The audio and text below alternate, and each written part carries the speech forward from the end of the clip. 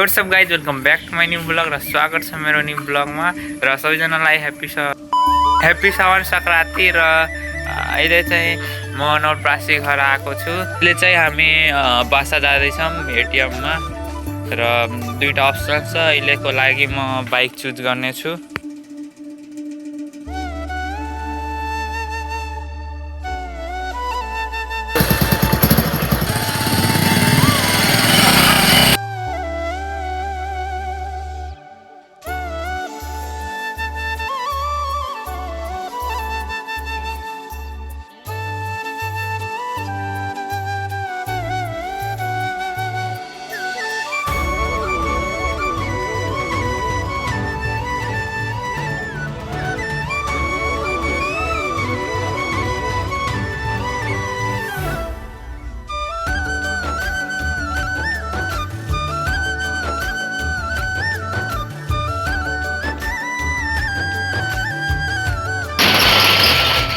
अहिले चाहिँ म आएको थिएँ, सामान लिन गएको थिएँ। अब फेरि घर पुगेर बासा जानुपर्ने हुन्छ। पानी आउँदैछ र यता म बाइक चाहिँ भित्र राखिदिएको छु र अझै स्कुटी चाहिँ बाहिरै छ, किनभने चाहिँ अहिले बासा जानुपर्ने छ।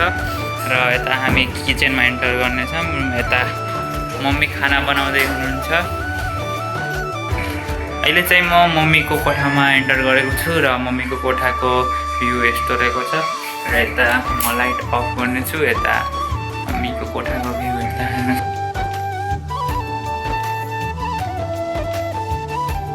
सो गाइज, अहिले चाहिँ म यहाँ जाँदैछु अनि यता पानी पर्ने माहौल छ, त्यसैले म यहाँ रेनकोट लगाएर रेडी भएको छु र अहिले म निस्किने छु।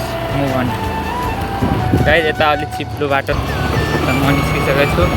अहिले चाहिँ बाहिर पानी परेको छ र त्यस कारणले मैले ब्लग चाहिँ बनाएको छुइनँ र अहिले पानी गए बित्तिकै म ब्लग चाहिँ बनाइहाल्छु साथीहरूलाई क्यामराम्यान बसालेर।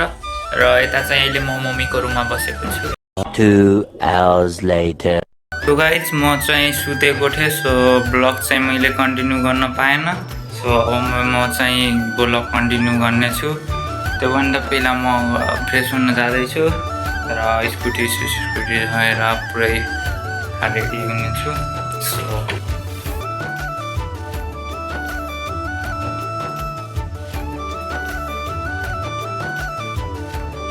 सो गाइज, अहिले चाहिँ म जाँदै थिएँ यतै घुम्न अनि यता मेरो सब्सक्राइबरहरू भेटेको छन्। 2 hours later. साथीहरू, अहिले चाहिँ म खेतमा आएको छु काम गर्न र अहिले म स्कुटी यहीँ पार्क गर्नेछु। सो गाइज, अहिले चाहिँ खेतमै काम गरिएको छ र आज चाहिँ ब्लग यति नै हो।